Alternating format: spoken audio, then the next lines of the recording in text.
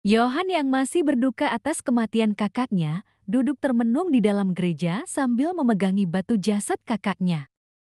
Raut kesedihan nampak terlihat jelas di wajahnya. Dia kemudian menuju sebuah danau. Sesampainya di danau itu, Van tiba-tiba datang menyapanya. Yohan kemudian bercerita kalau dia tidak mengira akan menjadi pembunuh bagi kakak yang sudah puluhan tahun berpisah dengannya.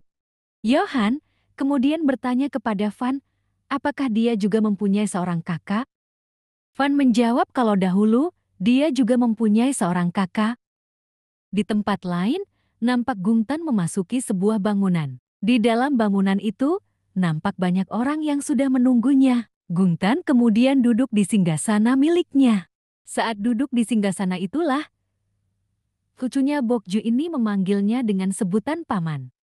Hal itu rupanya mengingatkan Gungtan ketika dia bertarung dengan orang-orang yang menggunakan jubah putih ini. Setelah dia kalah bertarung, anak tersebut memanggilnya dengan sebutan paman. Mereka lalu dibawa oleh orang-orang berjubah putih itu ke sebuah pulau. Gungtan yang tidak mengenal mereka bertanya siapa sebenarnya mereka. Pimpinan mereka bilang kalau wajar saja jika Gungtan tak ingat padanya, karena kejadiannya sudah lama sekali. Scene kemudian berpindah pada masa Tamra kuno, ketika Van dan Gungtan kecil sedang digemblang untuk menjadi manusia setengah iblis. Van dan Gungtan yang ditugaskan membasmi iblis ini harus berlatih dengan keras untuk menjadi manusia setengah iblis yang kuat, yang bisa membasmi iblis nafsu. Di siang hari, mereka harus berlatih, atau bisa disebut disiksa agar menjadi kuat, dan malam harinya, mereka harus tinggal di penjara. Saat malam hari di penjara itulah, Won Jeong mengirim mereka banyak makanan yang enak setiap harinya.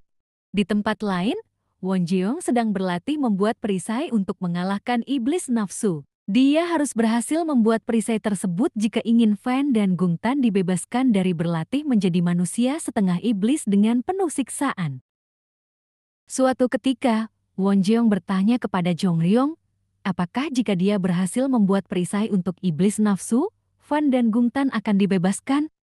Yang Ryong berjanji, kalau dia berhasil membuat perisai tersebut, maka Gungtan dan Van akan dibebaskan. Karena tak tega melihat siksaan yang diterima oleh Gungtan dan Van, Won Jeong akhirnya berlatih dengan keras agar bisa membuat perisai untuk melawan iblis nafsu dan melepaskan teman-temannya tersebut. Suatu ketika, Won Jeong membebaskan Van dan Gungtan, lalu mengajak mereka kabur. Namun di tengah perjalanan, Van menggigit lengannya hingga dia terluka parah. Won Jeong yang tidak sadarkan diri, akhirnya dibawa pulang kembali oleh Van. Sementara Gungtan yang berusaha melarikan diri, berhasil ditangkap oleh anak buah Yang Ryong. Sejak saat itulah, Won Jeong akhirnya menerima takdirnya untuk membuat perisai, agar bisa membebaskan Van dan Gungtan dari siksaan. 15 tahun kemudian, saat iblis nafsu kembali menyerang, Gungtan bertarung melawan iblis-iblis itu bersama Van. Namun, bukan hanya iblis nafsu yang dibunuh oleh Gungtan, tapi manusia pun ikut dibantai.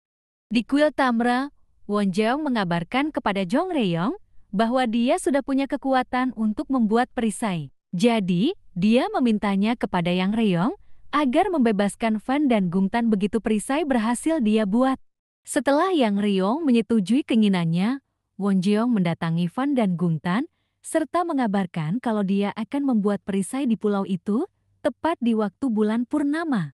Namun rupanya, Gungtan tidak percaya kalau Yang Ryong dan Won Jeong akan melepaskan mereka, karena darah iblis sudah mengalir dalam tubuh mereka. Tepat di malam bulan purnama, Won Jeong sedang mengadakan ritual untuk membuat perisai bagi iblis nafsu. Sementara Van dan Gungtan harus mengikuti ritual untuk mensucikan jiwa dan raganya dari pengaruh iblis nafsu. Atas perintah Yang Ryong, Van dan Gungtan harus masuk ke dalam kotak yang telah mereka siapkan. Namun setelah mereka masuk ke dalam, anak buah Jong Ryong mengunci dan membakar kotak tersebut.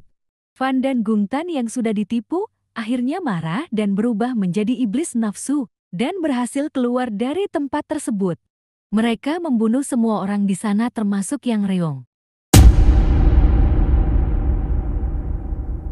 Sementara Won Jeong masih belum selesai membuat perisai untuk iblis nafsu, namun dia sudah tahu kalau ada keributan di kuil Tamra. Para iblis nafsu rupanya sedang menuju ke tempat Wonjong, di mana dia hendak membuat perisai. Bokju yang khawatir menyuruh Wonjeong segera menyelesaikan pembuatan perisai. Namun Wonjeong ragu, karena kalau dia membuat perisai sekarang, itu artinya Fan dan Gungtan yang telah berubah menjadi iblis nafsu juga akan terkurung di tanah. Fan datang dan menanyakan janji Wonjeong yang akan melepaskan dirinya dan Gungtan jika dia berhasil membuat perisai. Namun belum sempat Wonjeong menjawab, Gungtan yang sudah tak percaya dengan Wonjeong ini berusaha untuk membunuhnya. Sementara Fan yang masih percaya pada Wonjeong berusaha untuk melindunginya. Saat berusaha menyerang Gungtan itulah, ternyata Gungtan bisa menghindari belati milik Fan, sehingga belati tersebut akhirnya menghujam ke jantung Wonjeong. Dan Wonjeong pun meninggal dunia. Namun dia berjanji bahwa kelak jika dia terlahir kembali, dia akan menyelamatkan Fan kembali.